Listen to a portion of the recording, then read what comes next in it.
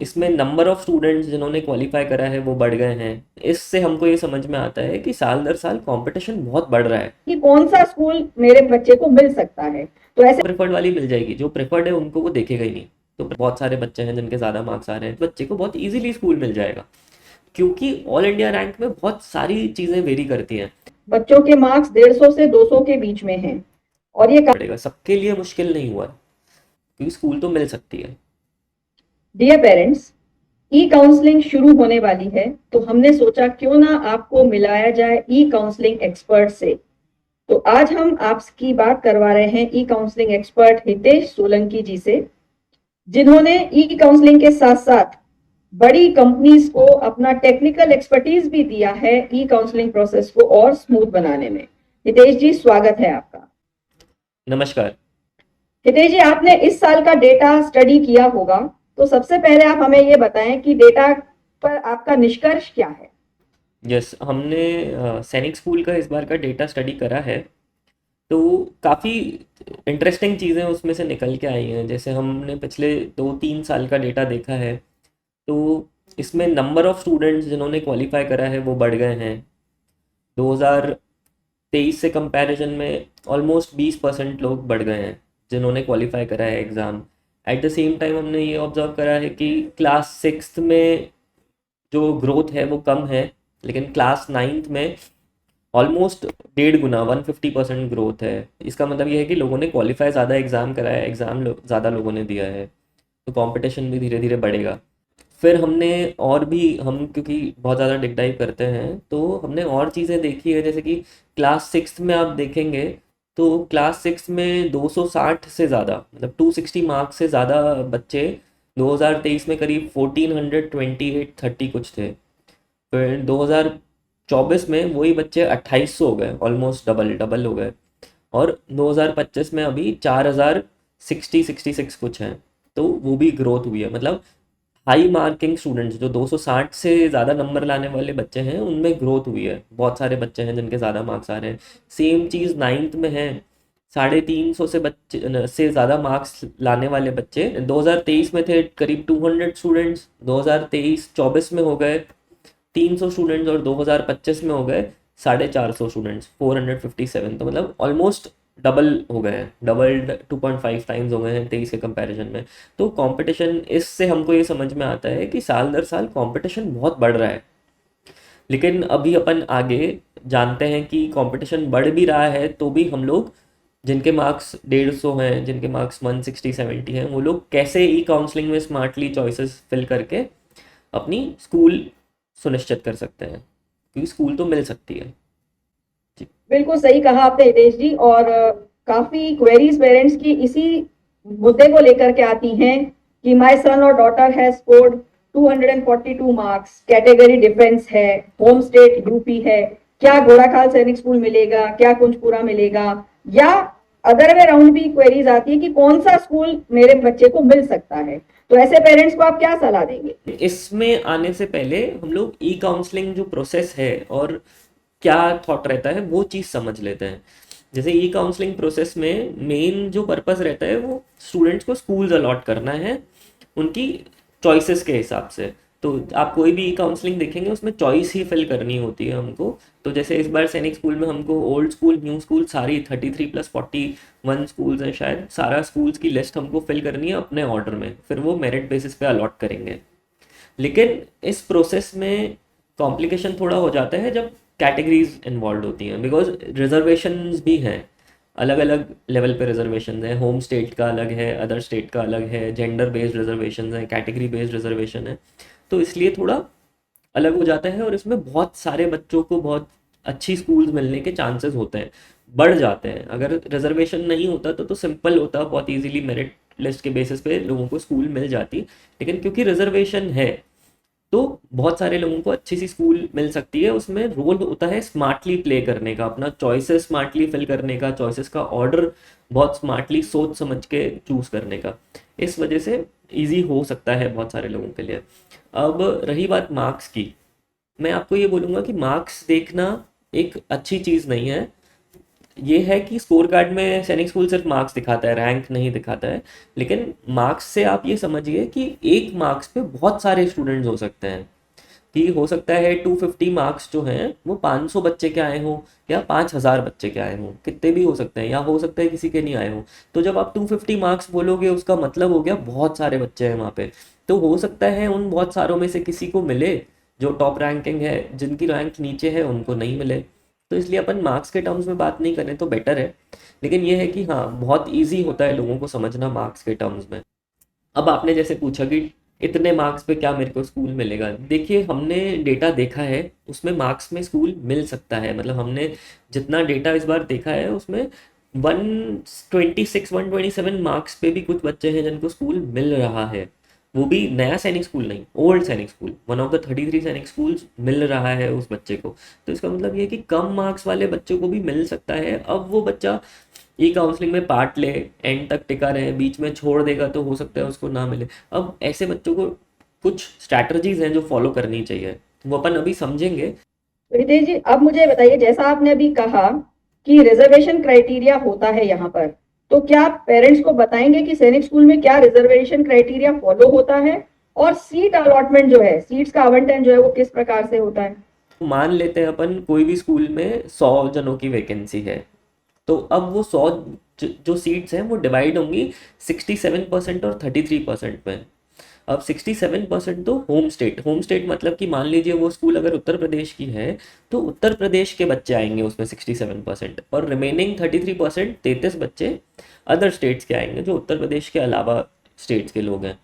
अब जो दोनों की सीट्स हैं, जैसे उत्तर प्रदेश की 67 सीट्स हैं, वो भी अपन परसेंटेजेस में देखते हैं कि कैसे डिवाइड होती है। जैसे अब जो 67 सीट्स हैं उनमें से 15% सीट्स तो एससी कैटेगरी के लिए रिजर्व होती है। फिर उसके बाद में 7.5% सीट्स एसटी कैटेगरी के लिए। फिर 27% सीट्स ओबीसी एनसीएल के लिए, ओबीसी नॉन क्रीमी लेयर के लिए 27%। फिर जो बचती है 50.5% सीट्स, उनको उन्होंने दो में डिवाइड कर रखा है। इन 50.5% में से 25% जो सीट्स हैं वो आ जाती है डिफेंस पर्सनल्स के लिए, वो डिफेंस कोटा में आती है। और जो बची हुई 75% सीट है वो जाती है अनरिजर्व्ड लोगों के लिए। तो यही परसेंटेज का क्राइटेरिया जो अदर स्टेट की स्कूल्स हैं, अदर स्टेट की सीट्स हैं, उस पर भी एप्लीकेबल होता है। जी। अब हितेश जी, आप हमारे पेरेंट्स को ये बताइए कि पेरेंट्स की क्वेरीज हैं कि काउंसलिंग के लिए क्या इनको कहीं जाना पड़ता है क्या, तो कैसे होती है ये काउंसलिंग? देखिए पहले जो काउंसलिंग होती थी उसमें फिजिकल चीज़ें इन्वॉल्व थी, लोगों को पेपर भरने होते थे, लिस्ट भरनी होती थी, सबमिट करना होता था, जाना होता था। लेकिन आज की डेट में अब आप काउंसलिंग का नाम देखेंगे तो भी वो काउंसलिंग नहीं, वो ई काउंसलिंग है। ई काउंसलिंग इज इलेक्ट्रॉनिक काउंसलिंग। तो वो कंप्यूटर के माध्यम से होता है। आपको कोई पोर्टल दे देते हैं, सैनिक स्कूल के लिए पीसा वाला पोर्टल है, AISSAC वाला। आप उसमें जाएंगे, रजिस्टर वगैरह कर दिया आपने, करेक्शन विंडो जो भी होती है करेक्शन कर लिया, उसके बाद में जब काउंसलिंग ओपन होती है तब आपको इलेक्ट्रॉनिकली आपको पेज मिलेगा, वहाँ पे अपनी लिस्ट भरनी है, स्कूल्स का लिखी हुई होंगी वहाँ पे। आपको अपना बस ऑर्डर फिल करना है कि मेरे लिए प्रायोरिटी 1 ये है, 2 ये है, 3 ये है। तो आपको बस वो नंबर्स फिल करने हैं स्कूल्स के अगेंस्ट। तो आपको कहीं जाना नहीं है, ये इलेक्ट्रॉनिकली होगा कंप्यूटर पे पूरा। तो आपने मेरे को एक क्वेश्चन और पूछा था कि सीट अलोकेशन कैसे होगा। तो सीट अलोकेशन के बारे में पूरा मेंशन्ड है एसओपी के अंदर। सबसे पहले home UN, home unreserved seats fill करी जाएंगी, फिर अदर स्टेट की अनरिजर्व सीट्स फिल करी जाएंगी। उसके बाद ओबीसी, ओबीसी में होम ओबीसी, अदर ओबीसी। उसके बाद में SC, home SC, other SC. फिर एसटी सीट्स आएंगी, होम एसटी, अदर एसटी। और फिर फाइनली डिफेंस वाली सीट्स, होम डिफेंस सीट्स और अदर स्टेट की defence seats. So this will be the order. अब हितेश जी, पेरेंट्स के नेक्स्ट क्वेरीज आती हैं कि बच्चों के मार्क्स 150 से 200 के बीच में हैं, और ये काफी बड़ा नंबर है ऐसे बच्चों का, तो उनके लिए आपको क्या स्कोप दिखता है? जी। सो मार्क्स के लिए मैं सबसे पहले बोलना चाहूँगा कि यार ये 6 क्लास के, 9th क्लास के बच्चे हैं, बहुत ही छोटे बच्चे हैं, 12 13 साल 14 साल के। इन सब ने पहला कंपटीशन एग्ज़ाम दिया है। मतलब हम लोग जब थे हमने बहुत लेट 11th 12th में कंपटीशन एग्ज़ाम्स दिए थे। तो इन लोगों ने तो अभी कंपटीशन एग्ज़ाम पहला दिया है, तो थोड़ा चिल करना चाहिए कि भैया बहुत बढ़िया है, बच्चे ने कंपटीशन एग्ज़ाम फाइट करा है, मार्क्स आए हैं, जो भी आए हैं अच्छा है। और अब ई काउंसलिंग ले रहे हैं तो बहुत सारी चीज़ों का एक्सपीरियंस पहले ही हो गया है। जो चीज़ यूजुअली लोग 12th में करते हैं वो बच्चे पहले से कर रहे हैं 6 क्लास की एज में। तो बहुत ही बढ़िया है, कुडोज टू दीज किड्स, बहुत अच्छी चीज़ है। लेकिन अब जब अलॉटमेंट की बात आती है वो मेरिट बेस्ड होता है।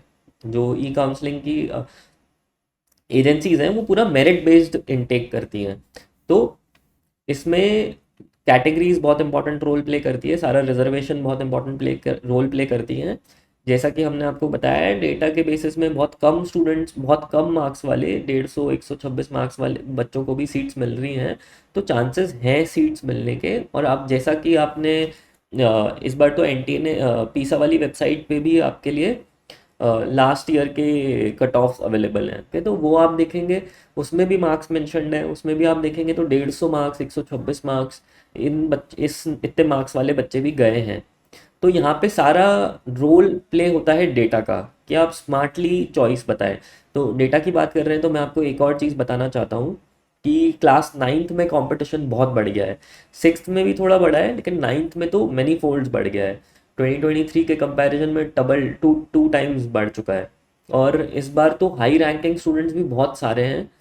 जैसा कि अपन ने अभी थोड़ी देर पहले ही बात करी थी कि जो नाइन्थ क्लास में 350 से ज़्यादा मार्क्स लाने वाले बच्चे हैं वो डबल हो गए हैं 2023 के कंपैरिजन में। तो कंपटीशन बहुत टफ हो गया है। तो इस बार स्मार्टली चॉइसेस फिल करना बहुत ज़रूरी है। और डेटा जो है वो बहुत सारा डेटा पब्लिकली अवेलेबल है, मेरिट लिस्ट है, प्रीवियस ईयर कट ऑफ्स हैं, उन सबको मिक्स मैच करके स्मार्टली बैलेंस करके शीट्स बना के और आपको देखना होगा कि कौन सी आपके आए हुए रैंक के ऊपर क्या कट ऑफ्स गई थी पहले, और आपको कौन सी स्कूल मिल सकती है इजीली, ताकि आप अपना order, because order main role play करता है कि आपको कौन सी स्कूल चाहिए, वो मिलेगी नहीं मिलेगी, उसका ऑर्डर क्या होना चाहिए, तो वो बहुत इंपॉर्टेंट है। तो आप ऑर्डर से प्रॉपरली अपनी लिस्ट बनाएंगे तो स्कूल मिल सकती है, बट शर्त है आपको ई काउंसलिंग में हिस्सा लेना होगा और टिके रहना होगा लास्ट तक। हितेश जी, इस बार ई काउंसलिंग प्रक्रिया में पिछले साल के मुकाबले थोड़ा सा चेंज है।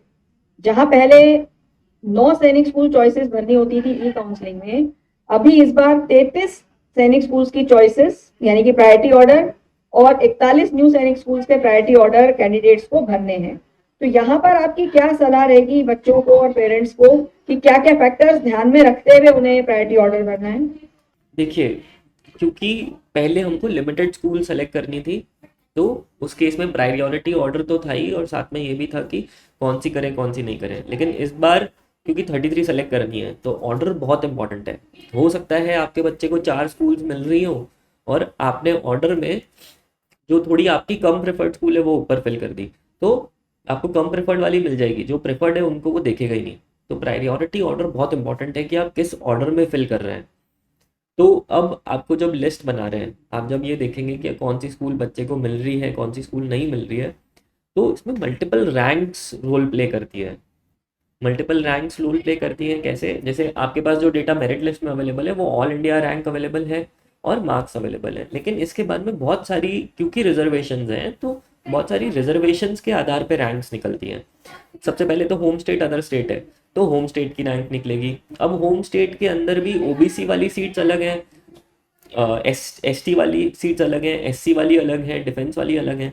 तो होम स्टेट में कैटेगरी की सीट निकलेगी। जैसे अगर मैं यूपी के बच्चे की बात करूं तो यूपी के, मान लीजिए डिफेंस के बच्चे की बात करता हूँ तो यूपी के डिफेंस की एक मेरिट लिस्ट अलग बनेगी। अब उसके बाद में बॉय और गर्ल के लिए भी अलग रिजर्वेशन हैं, तो बॉय और गर्ल में भी बॉय की अलग बनेगी। तो जब अपन इस पर्टिकुलर कैंडिडेट की बात करेंगे तो यूपी के डिफेंस के बॉयज़ की एक अलग मेरिट लिस्ट बनेगी। उस मेरिट लिस्ट में इस बच्चे की क्या रैंक है वो देखी जाएगी। तो उससे पता पड़ेगा कि इस मेरिट लिस्ट में ये बच्चा कहाँ स्टैंड करता है। तो लेकिन काम यहाँ ख़त्म नहीं होता। उसके बाद में हमको पिछले साल के डेटा से ये कंपेयर करना है कि पिछले साल मान लीजिए राउंड 1 में यूपी के स्कूल में all India rank cut off गई 10,000। तो 10,000 तो ऑल इंडिया रैंक है, लेकिन अब हमको उस 10,000वें बच्चे की जेंडर स्टेट कैटेगरी रैंक निकालनी है। मतलब यूपी डिफेंस बॉयज़ की रैंक से कंपेयर करना है। तो अब उस बच्चे की वो पता होनी चाहिए। उस बच्चे की उस रैंक से जब आपने मैच करेंगे, पता पड़ा वो बच्चे की रैंक तो 10 थी, तो अगर और हमारे बच्चे की रैंक 3 है, तो इसका मतलब इस बच्चे को बहुत इजीली स्कूल मिल जाएगा। क्योंकि ऑल इंडिया रैंक में बहुत सारी चीज़ें वेरी करती हैं। हो सकता है इस साल यूपी के बच्चों ने अच्छा परफॉर्म करा है और बिहार के बच्चों ने कम परफॉर्म करा है, लेकिन पिछले साल बिहार के बच्चे बहुत सारे थे आगे वाली रैंक्स में और यूपी के कम थे। तो इसलिए ऑल इंडिया रैंक में बहुत वेरिएशंस हो सकता है, क्योंकि आप समझिए ऑल इंडिया रैंक के अंदर सारे स्टेट्स की रैंक्स हैं, सारे स्टेट के जितने भी बच्चे हैं उतनी रैंक है। आप अगर ओबीसी के हैं तो ऑल इंडिया के अंदर ओबीसी के अलावा भी बहुत सारी रैंक्स हैं। आप अगर गर्ल हैं तो ओबीसी के अंदर उस ऑल इंडिया रैंक के अंदर बॉयज़ भी इन्वॉल्व हैं। तो सिर्फ ऑल इंडिया रैंक से चीज़ें जज नहीं कर सकते, हमको उसको बहुत सिंप्लीफाई करना होगा। प्रोसेस कॉम्प्लिकेटेड है लेकिन समझने के लिए सिंप्लीफाई करना होगा। रैंक्स, डिराइव्ड रैंक्स कहते हैं इन सबको, तो हमको डिराइव्ड रैंक्स निकालनी पड़ेगी state wise, gender wise, category wise, और इन सबके परम्यूटेशन कॉम्बिनेशन से मिक्स एंड मैच रैंक्स निकालनी पड़ेगी। उनको पिछले साल के मेरिट लिस्ट डेटा से कंपेयर करना पड़ेगा और फिर हमको बहुत इजीली समझ में आ जाएगा कि हमारे बच्चे को कौन सी स्कूल मिल रही है, कौन सी नहीं मिल रही है। और इवन उसमें मल्टीपल राउंड्स का डेटा है, तो आपको हर राउंड के लिए वो समझना पड़ेगा। बिकॉज हो सकता है कि आपको स्कूल 5th राउंड में मिले, 6th राउंड में मिले, तो वो आप कुछ नहीं कह सकते हो। उन सब चीज़ों का आपको डेटा से ही आप कह सकते हो। अगर आप मार्क्स बेसिस पे बोलो मेरे को कि 150 पे ये कट ऑफ जाएगा, तो वो हम लोग कंफर्म नहीं कह सकते हैं, बिकॉज रैंक्स बहुत वेरी कर जाती हैं। जो पिछले साल के कंपैरिजन में इस साल का डेटा है वो बहुत चेंज हो जाता है। नितेश जी, शौर्य भारत ने एक ई काउंसलिंग सॉफ्टवेयर बनाया है सारथी के नाम से। इस सॉफ्टवेयर के बारे में क्या राय है आपकी? सारथी के बारे में मैं कहूँगा बहुत ही कमाल का सॉफ्टवेयर है। इस सॉफ्टवेयर में कैप्टन अतुल जी के साथ मैंने बहुत बार मीटिंग्स करी हैं। बहुत ही कॉम्प्लिकेटेड प्रोसेस जो है उसको बहुत ही ईजी कर देता है। जैसे कि हमने अभी डिस्कस करा था कि होम स्टेट के रैंक्स अपन निकाले करें, तो उसमें वो सारी रैंक्स पहले से निकाली हुई है और बहुत ही ईजी है वो चीज़ कि आप अपना एप्लीकेशन नंबर डालो, डेट ऑफ बर्थ वगैरह डालो, डेटा है ऑलरेडी कैलकुलेटेड है सब कुछ, और वो उसके बेसिस पे आपको स्कूल की लिस्ट दे देता है। तो होम स्टेट की लिस्ट दे देता है, अदर स्टेट की लिस्ट दे देता है।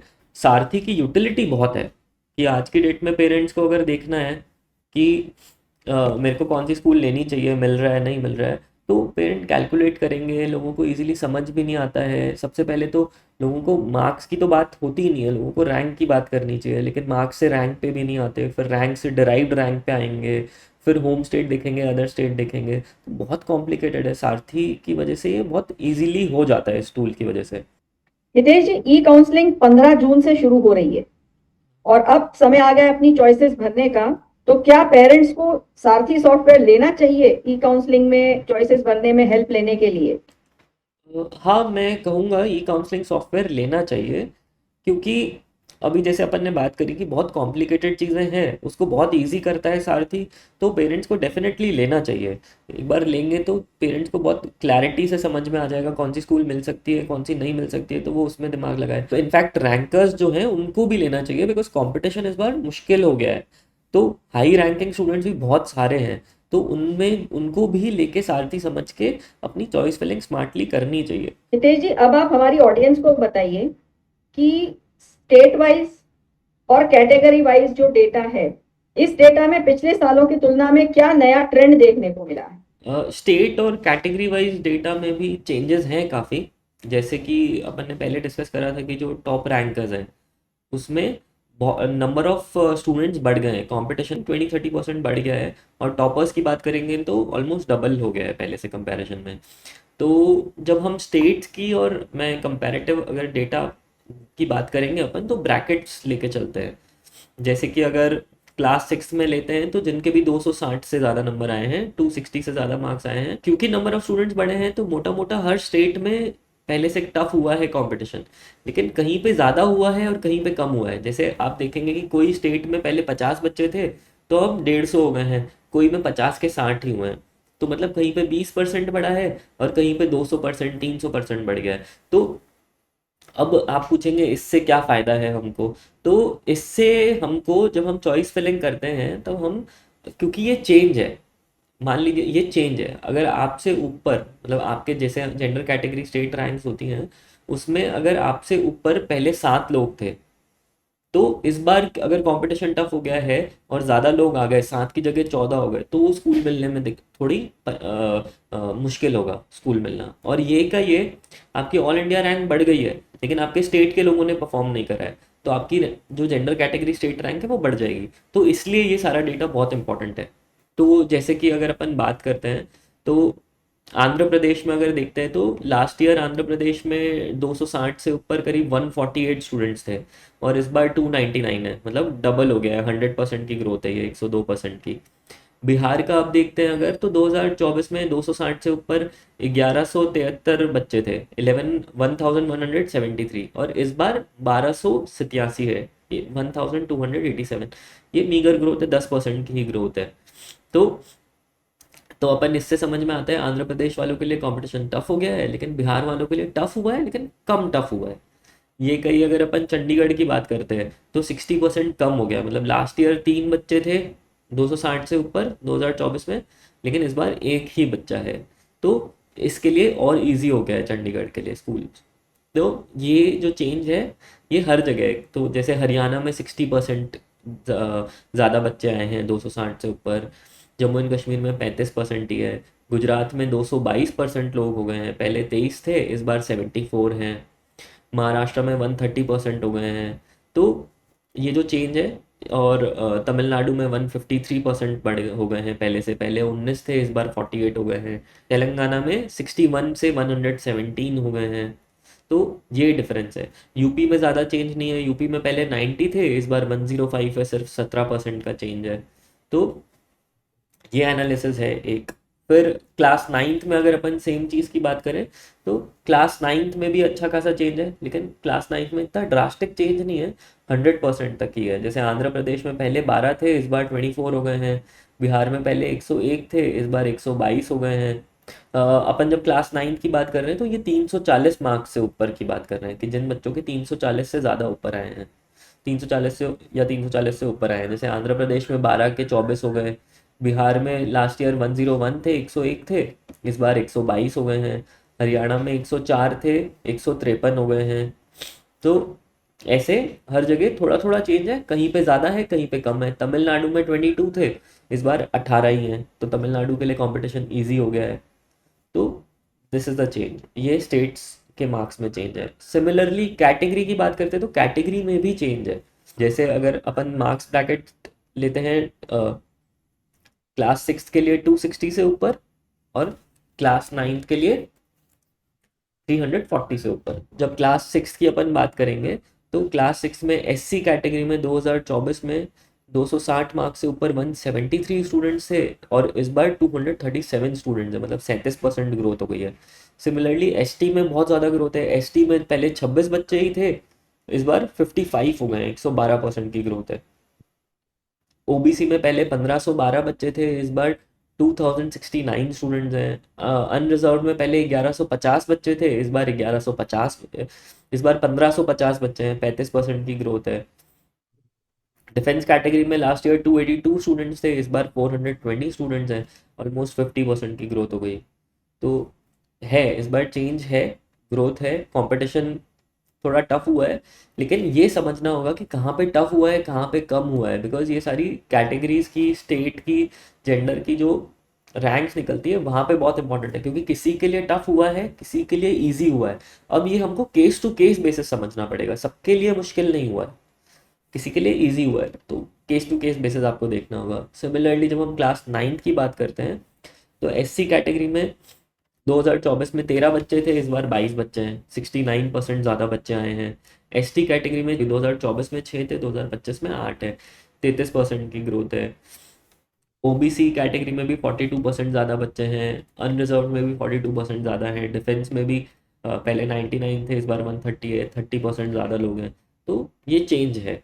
ओवरऑल कंक्लूजन यही निकलता है कि हमको कोई स्मार्ट टूल चाहिए, या हमको ई काउंसलिंग में बहुत स्मार्टली पार्टिसिपेट करना चाहिए, बिकॉज बहुत सारे वेरिएबल्स हैं। मतलब हम लोग जब भी इक्वेशन कैलकुलेट करते हैं, इक्वेशन सॉल्व करते हैं, तो वेरिएबल्स देखते हैं भैया कितने वेरिएबल्स हैं, और जितने वेरिएबल्स बढ़ते हैं उतनी कॉम्प्लिकेसी बढ़ती है। तो वैसे ही इस पूरे प्रोसेस में वेरिएबल्स बहुत सारे हैं। State is a variable, home है, अदर है, कैटेगरी इज़ अ वेरिएबल, कौन सी कैटेगरी है, जेंडर इज़ अ वेरिएबल, कौन सा जेंडर है। तो बहुत सारे वेरिएबल्स हैं यहाँ पे, तो जितना वेरिएबल्स उतनी कॉम्प्लिकेसी, इसीलिए हमको यहाँ पे स्मार्टली डिसीजन लेना बहुत ज़रूरी है। जी। थैंक यू हितेश जी, और काफी रोचक तथ्यों पर आपने प्रकाश डाला है, और आई थिंक किसी लेमैन के लिए इतना कैलकुलेशन करना बहुत मुश्किल है। Thank you audience for tuning in, and I hope कि इस सेशन के बाद में आपके ई काउंसलिंग से रिलेटेड सभी सवालों के जवाब आपको मिल गए होंगे। और यहाँ मैं आपको बता दूं, जैसा कि अभी एक्सपर्ट ने कहा कि चॉइस फिलिंग एक बहुत ही कैलकुलेटेड डिसीजन है और आपकी हेल्प करेगा यहाँ पर ई काउंसलिंग सॉफ्टवेयर सारथी। सारथी एक्सेस करने के लिए विजिट कीजिए सैनिकस्कूल.info पर, या फिर सारथी एक्सेस करने का डायरेक्ट लिंक हमारे इस वीडियो के डिस्क्रिप्शन बॉक्स में आपको मिल जाएगा। और एक पॉइंट और आपको क्लियर कर दूं, चॉइस फिलिंग के लिए आपको विजिट करना है AISSAC पोर्टल pisa.ncog.gov.in। उसका भी लिंक आपको इस वीडियो के डिस्क्रिप्शन बॉक्स में मिल जाएगा। Thank you so much. Thank you everyone. जय हिंद।